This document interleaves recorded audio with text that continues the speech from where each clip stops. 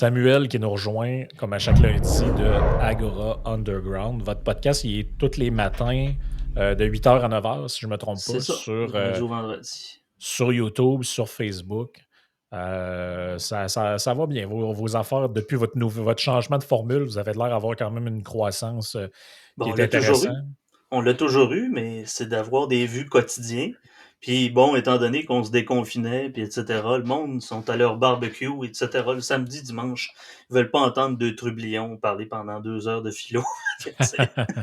Ouais, c'est ça. Fait que là, le mode avec les entrevues, vous le gardez plus pour Patreon en général, puis vous avez plus l'actualité à chaud qui est disponible pour tout le monde. Aujourd'hui, regarde, je vais partager à l'écran un article de ce génial journal Le Soleil. Oh, Euh, on te- saigné Saigné au PLQ, la moitié du caucus libéral choisit de quitter la politique. Donc, l'homme dont on se demandait s'il n'était pas mort, en fait, c'est pas moi qui se demandais ça, ni toi, c'était le premier ministre. Donc, je présume que c'est acceptable de le dire, vu que ça vient de sa bouche à lui. Finalement, il a rappelé sa présence à son ami, le premier ministre, avec qui il faisait, semble-t-il, des rencontres le samedi soir. Et, lui, il n'avait pas l'air au courant, mais c'est ce que François Legault disait. Et c'est ça, donc lui, il quitte la politique après cet épisode-là, comme la moitié du caucus du PLQ, et j'allais dire la moitié du caucus du PQ, mais ils sont tellement peu nombreux que ça donne un nombre c'est le qui est, trois quarts. qui est pas tellement représentatif. Ouais, c'est ça, c'est le trois quarts. Euh, c'est la première fois qui me vient en tête. Je sais pas si tu t'es déjà passé cette réflexion-là. C'est drôle, quand les partis sont bien positionnés et quand il n'y a pas de scandale, c'est très rare que tu entends des trucs du genre, vous savez, je pense que j'ai accompli ce que je devais faire. J'ai Ma pu le, famille, j'ai pu le feu sacré et, by the way, je veux vraiment prendre du temps pour ma famille. Le temps pour la famille, ça arrive toujours quand les sondages sont pas bons et quand il y a une espèce d'aura de scandale qui plane. la Tu sais, famille, ça l'a presque toujours été le modus operandi des chefs démissionnaires du PQ. On oui, pense à Pierre-Carl Pellado, notamment, qui est-on vraiment sûr que c'est pour la famille? Non, mais est-ce que c'est malhonnêteté absolue ou pour couvrir les arrières? Ça c'est autrement, mais je ah, pense pas avec les chefs du Parti libéral, ça c'est une autre chose. Mais Pierre Arcan, et non pas pour Paul Arcan, qui est son frère, hein, j'avais dit avant la mise en onde de la vidéo, Pierre Arcan, celui dont avait eu la très bonne idée de sacrer dehors François Pérusse parce qu'il était pas bon. ouais. En tout cas, je serais de Ouais, mauvaise ça. foi, mais est-ce que le premier ministre François Legault a tué politiquement la carrière de l'ancien chef intérimaire du Parti libéral, Pierre Arcan? Il est-tu mort, lui? Et là, je me suis posé la question ce matin dans mon live, et il est à côté de sa douce moitié dans le lit avec les petites lunettes de lecture, puis je pense que ça va plus, là. Ça fait 30 ans, puis t'as assez, hein? T'as assez? Ben oui, j'ai assez. C'est- Il Ouais, arrive à puis 70 ans, puis bon, Biden, c'est pas ce qu'il pense, là, mais ouais, ben ici, on n'a pas cette culture-là. Hein. Tu sais, quand tu penses qu'aux États-Unis, le président a presque l'âge qu'a Lucien Bouchard, qui était notre premier ministre il y a 20 ans. Donc, tu sais, il y a 20 ans et même plus de 20 ans. Mais s'il était aux États-Unis, il pourrait peut-être penser à se présenter maintenant, Lucien. Là, tu sais, mais tu vois que on bon, je est. pense, les Américains ils travaillent pas assez. Travaillent pas, eux autres. Font rien. Des lâches. Mais Mais c'est ça, en fait, on ne sait pas trop où s'enligne le Parti libéral du Québec. Là, par opportunisme politique, ça a longtemps été une formation que les gens, bon, qui voulaient se faire élire, parti de gouvernement. Euh, Centre-droite, économique, pondéré, vraiment pas souverainiste. Bon, tout le monde le sait, très fédéraliste. On a longtemps dit du Parti libéral du Québec qui était une franchise du Parti libéral du Canada. Ça n'a pas toujours été le cas, mais ça l'a été quelquefois. Mais je me pose la question, le PLPQ, hein, c'est un peu en faisant référence à Marine Le Pen qui avait qualifié l'UMPS à l'époque des ouais. LR. Les partis attrape-tout, les partis catch them all, pour reprendre la formule consacrée des petits monstres de poche Pokémon. C'est quoi un parti attrape-tout? Autrement dit, c'est un parti, des partis, qui ont une propension à attirer des gens épars, des gens de gauche, de droite, de diverses tendances. Écoutez, il y a une liste assez extraordinaire des partis attrape-tout. Bon, le Parti libéral du Québec, le PQ, c'est de plus en plus vrai. Il y avait le Parti de la réforme des États-Unis, c'était avec, voyons, Ross Perot. D'ailleurs, c'était la troisième voie, il est presque Ouais. passé quand même. Il y a le Parti national de l'Écosse, qui est quand même pas... Il y a quelque chose qui va surprendre aussi, le Parti Rassia Radina, qui est Russie unie. Le parti au pouvoir en Russie. C'est un parti attrape-tout. Vous allez me dire, oui, Ouais. c'est un parti nationaliste, fréquenté quand même par, bon, je dirais l'extrême droite, mais quand même, très conservateur, mais en même temps libéral économique à quelques égards. Ouais. C'est assez curieux. On voit le Parti libéral du Canada, le Parti conservateur du Canada va devenir soit un parti attrape-tout ou, à contrario, un parti idéologique, comme le fut Québec solidaire par le temps. Ça va être curieux de suivre notamment Poilievre et Jean Charest. Si c'est Jean Charest qui reprend la barre, ça va redevenir un parti attrape-tout. C'est quand même. Ouais, ben, on le voit déjà parce que, bon, les gens qui sont autour de lui, c'est d'anciens bonnets du Parti libéral du Québec qui, tu sais, si on compare avec ce qu'est le Parti libéral en ce moment, on se demande comment c'est possible que des gens comme ça aient pu cohabiter ensemble, là. Ce qui est quand même particulier parce que tu dis, bon, Anglade est l'ex-présidente de la CAQ, qui théoriquement, selon notre vision québécoise de la politique, devrait être un parti un peu plus à droite que le Parti libéral du Québec, on comprend ça. Et elle est, dans le fond, l'héritière du parti de Jean Charest, qui, lui, essaie maintenant d'être le chef des conservateurs. C'est comme quoi tout le monde a un peu... et tu sais, c'était très drôle parce que cette semaine, tu as eu l'histoire de tout le débat entourant l'avortement. Et là, tu avais Dominique Anglade qui a parti le bal. Bon, là, il faut presque empêcher des gens qui sont pro-vie de se présenter aux élections. Et là, j'écoutais le débat entre Poilievre, ben, j'allais dire entre Poilievre et Charest, parce que c'est ce qu'on retient un peu, ça a été ça un peu l'affrontement. Là. Mais tu en as une, en fait, une candidate qui est une pro-vie, qui est Leslie Lewis, qui est une femme noire immigrante je me souviens plus trop si c'est Haïti ou ailleurs. Mais ce qui était très drôle, c'est que Charest, à un moment donné, dit ouais, les gens qui sont pro-vie, au fond, c'est quoi? C'est des gens qui pensent à leur famille, qui pensent à leurs amis et qui ont à cœur, je sais pas trop, la vie des tout petits. Tout ça. Là, il finit en disant Sounds like pretty good people to me. Donc, l'actuel chef des libéraux provinciaux veut faire la chasse aux pro-vie, si autant, autant faire se peut qu'il y en ait dans les candidats au provincial, mais son ancien chef, en fait, l'ancien chef de sa propre formation politique, lui arrive sur la scène fédérale et nous dit oh, les pro-vie, c'est vraiment du bon monde, ça. C'est assez curieux, hein, parce que on dirait qu'il y a une tabula rasa, pour prendre la formule de Descartes, table rase de son passé, mais bon, revient à la charge, je l'avais peut-être vu avec Poilievre, à quel point il s'est fait virailler assez solidement. Ça me surpris de voir quelqu'un d'aussi... Je suis pas plus en faveur que Poilievre, que Jean Charest. Ces gens-là m'attirent pas. Mais il a été quand même assez solide. Mais de voir, parce que là, bon, il y a une formule plus libertarienne. Bon, il aime les bitcoins, il aime des choses comme ça. Il prend une certaine mesure par rapport aux camionneurs. Là, t'as Jean Charest, le fédéraliste. Je me suis battu contre les séparatistes. Présentement, est-ce qu'on peut assister peut-être à l'émergence d'une session probable? Hein, parce qu'il y avait le Parti de la Réforme, le Reform Ouais. Party, puis le Parti progressiste conservateur, qui s'est scindé, qui a finalement fait l'union, c'est devenu le Parti conservateur avec Harper et tout ça. Y a-tu vraiment que des partis dans le G7, là, dans le monde occidental, des partis avec des positions fermes, de moins en moins? Le rassemblement, la République en marche avec Emmanuel Macron, c'est de Ouais, plus la en plus attrape-tout. coalition du n'importe Ah quoi. oui, Là. absolument, des gens de gauche, des gens de droite. À un moment donné, à gauche et à droite, bon, ici au Québec, la gauche et la droite n'est pas tant disparate. Il n'y a pas de parti de droite à l'Assemblée nationale. Quoique, le Parti conservateur avec Claire Sanson. Mais c'est pas vraiment de droite assumée.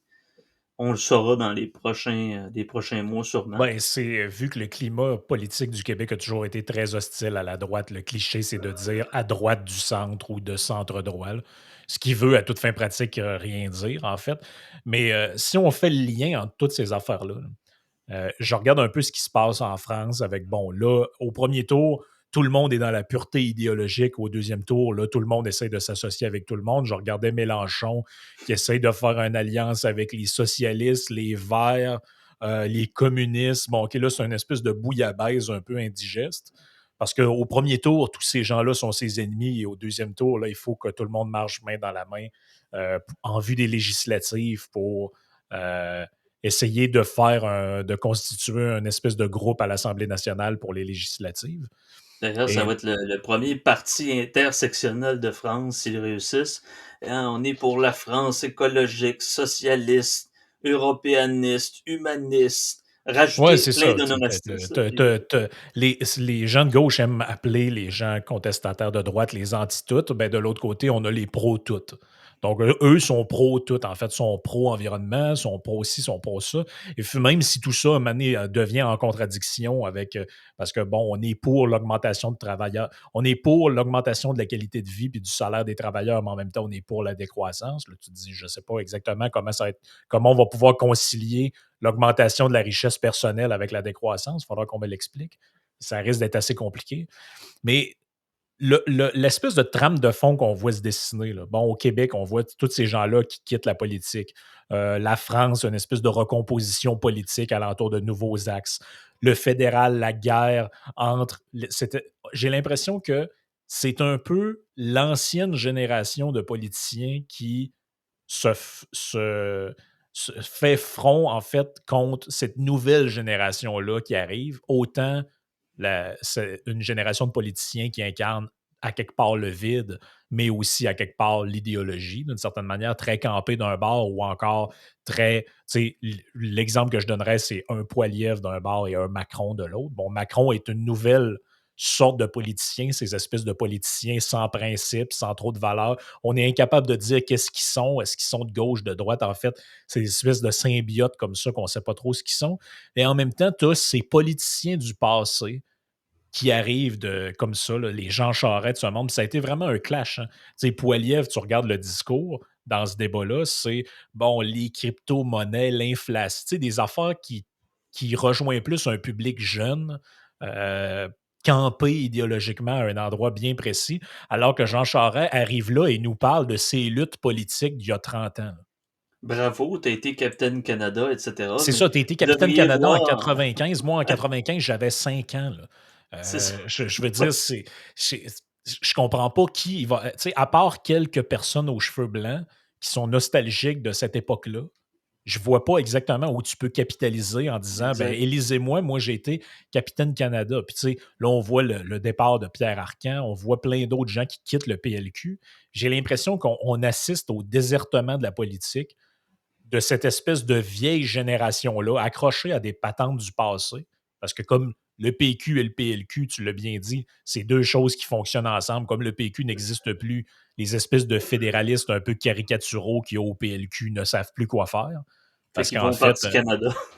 C'est ça. ouais, fait que, ben, en fait, eux, leur seul espoir, ce serait peut-être que François Legault sorte de sa poche un référendum, parce que sinon, ils ne savent pas quoi dire. En fait, on voit que le parti est en crise, ils n'ont pas d'identité, ils n'ont pas de programme, ils n'ont pas. Ben, le plus grand parti, on en a peu parlé durant notre entretien, mais la coalition Avenir Québec, c'était l'ADQ avec un peu de Parti libéral. Ah, le PQ est venu avec cet axe un peu plus nationaliste. Les boomers sont arrivés et ont pris quand même une certaine part idéologique. C'est plutôt qualitatif que quantitatif, là, vous me direz, là, mais à plusieurs égards, la coalition Avenir Québec, là, c'est encore une coalition.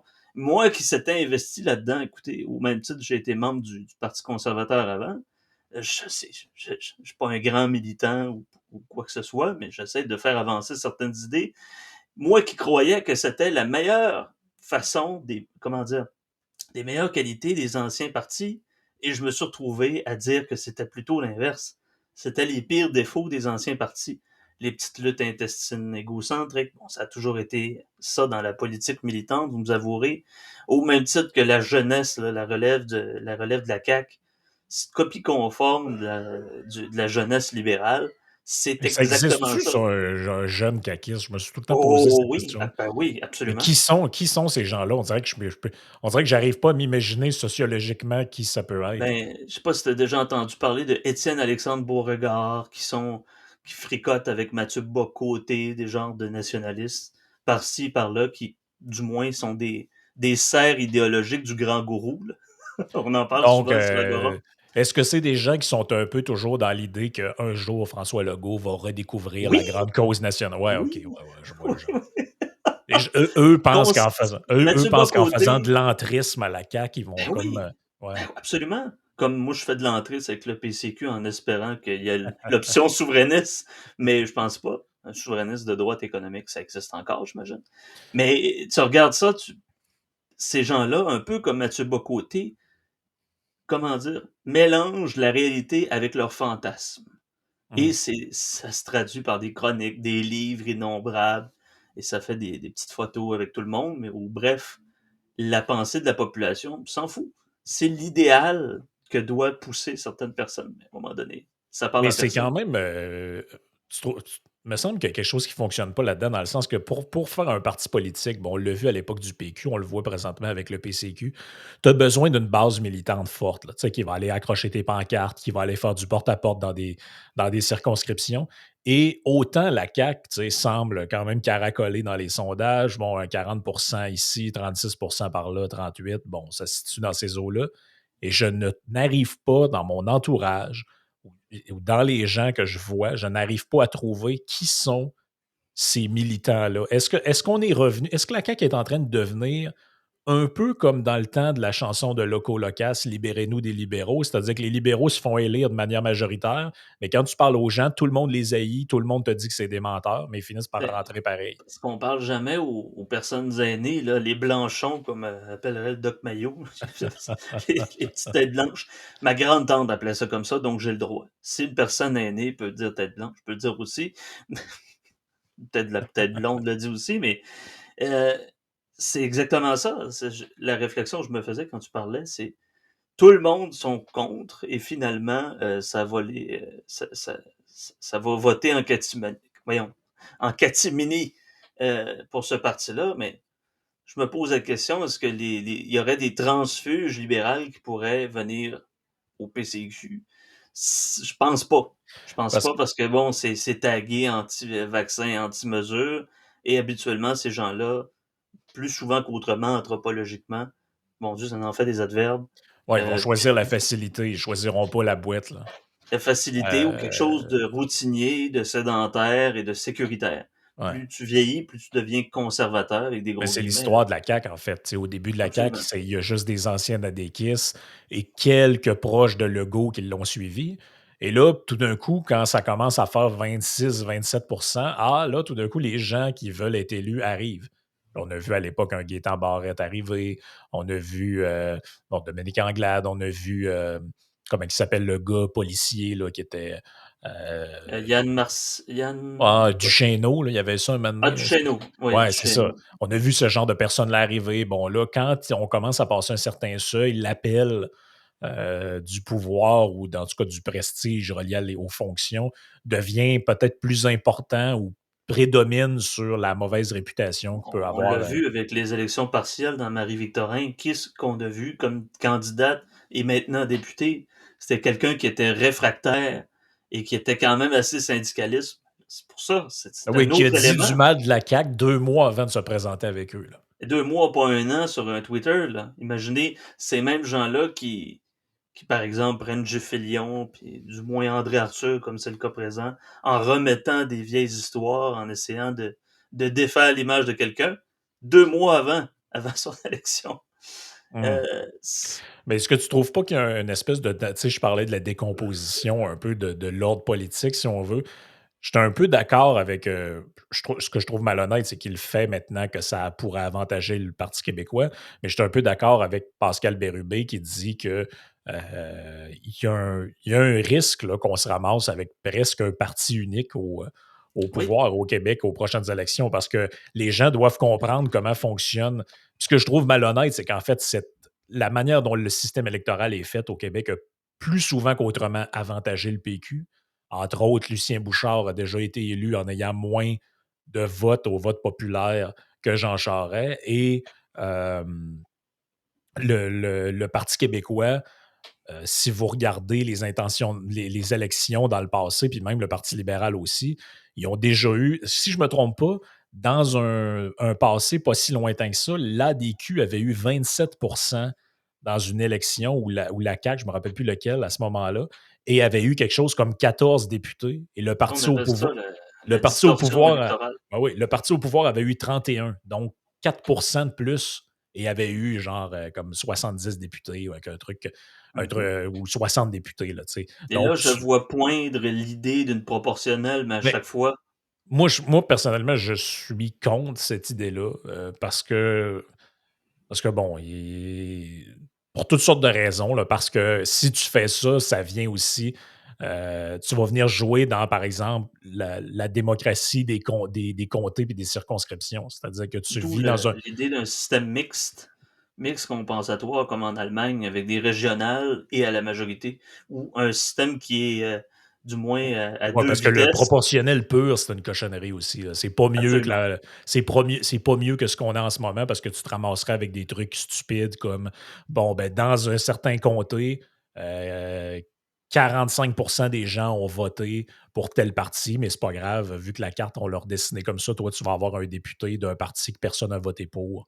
C'est-tu le Dans. gerrymandering qui est justement de reconfigurer les cartes électorales pour davantage souscrire à davantage d'adhérents et de tout gouvernement, là, sincèrement, que ce soit Hmm. majoritaire ou proportionnel. Mais on regarde les derniers sondages en date du 23 avril, 81 à 106 sièges sur 125 pour la CAQ. C'est presque indécent. 42%. C'est c'est presque l'époque de Duplessis, là. Bon, je comparerais pas François Legault à Duplessis, là, ça serait exagéré. Mais un parti unique, c'est peut-être pas la dictature, mais Et surtout, ce qui est surprenant en plus, c'est que là, bon, cette revendication-là ou ce commentaire-là vient du Parti québécois parce que maintenant, il est en danger. Mais s'il ne l'était pas, pensez-vous qu'il irait proposer quelque chose qui ferait en sorte que le Parti conservateur, par exemple, pourrait se ramasser avec 30 députés, alors que dans la configuration actuelle, il serait possible, je ne dis pas que c'est ça qui va arriver, mais il serait possible qu'il n'en ait aucun en faisant 20. il y a 14% pour le PCQ et il y a zéro député en prévision. 0 à 5 du moins. Mais zéro en chiffre absolu, là, c'est Ce encore qui là. est C'est encore ça la disproportion. Mais c'est ça, il y a on le comprend. Là, en fait, le système a été pensé pour un système bipartite. Là. Donc, évidemment que ça pose problème dans ce cas-là. Puis même avant, ça donnait des résultats absurdes. Parce que quand il y avait juste deux partis, tu analysais les résultats, puis tu disais, bon, un a eu, euh, un a eu 51, l'autre a eu 49, et celui qui a 51 a le trois quarts des députés. Tu te dis, ça non plus, c'est comme pas logique d'une certaine manière si tu y vas en termes de pourcentage. Donc, tu sais, les arguments qu'on entend ont toujours été valables. Mais morale de l'histoire, c'est un peu, en terminant, je sais pas ce que tu penses, on dirait que pour la première fois, on est vraiment dans l'inconnu, là, politiquement. C'est-à-dire que autant on peut se diriger vers un scénario où, bon, on se ramasse par exemple avec un Poilievre au fédéral, un Éric Duhem qui est en montée ici. En fait, on dirait qu'on ne sait pas quelle base ça peut prendre. Tout peut changer selon qui gagne. Tu sais, avant, on se disait, bon, peu importe, on s'en fout, là, qui va être chef du Parti libéral, que ça va changer, ça ne changera rien.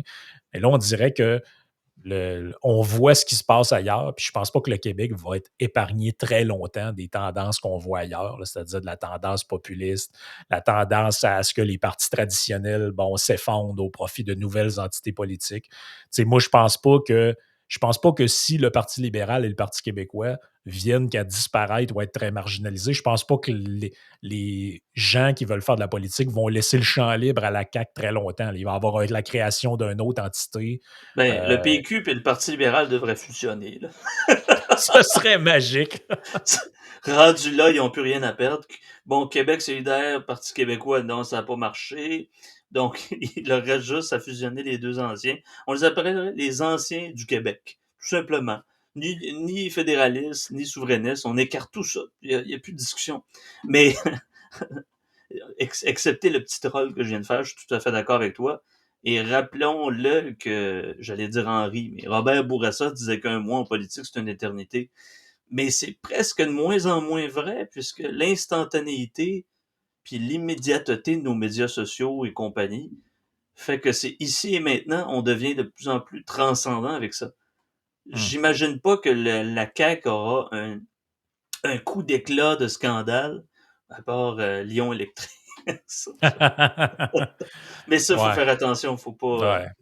On verra ce que l'avenir nous réserve, mais pour l'instant, ça semble assez imprévisible, même si des gens prévoient justement une victoire écrasante de la CAQ, mais tout ça va dépendre de bien des facteurs. Ça va dépendre aussi de combien de députés désertent encore les autres formations politiques. Ça commence Et à être les un peu inquiétant, là. déserter au nom de je m'en vais tout simplement de la politique parce qu'il faut que je me trouve un emploi ici et maintenant. C'est un peu ça. Alors que ceux qui ont eu 2 mandats successifs, vous savez, qui ont, Ouais, comment c'est ça, ça. Il y en a qui sont bien, compensation. il y en a qui sont bien pensionnés, là. Je pense qu'ils ont tout. Déjà que ton nom comme député sur ton CV, ça te donne ça. Mais combien vont atterrir chez la CAQ? Combien vont atterrir chez Québec solidaire? Ça se peut Hmm, aussi. absolument. On remet ça lundi prochain pour un autre petit débrief d'actualité. C'est trop loin. Vous allez devoir patienter. Ben oui. Hey, bonne journée tout le monde.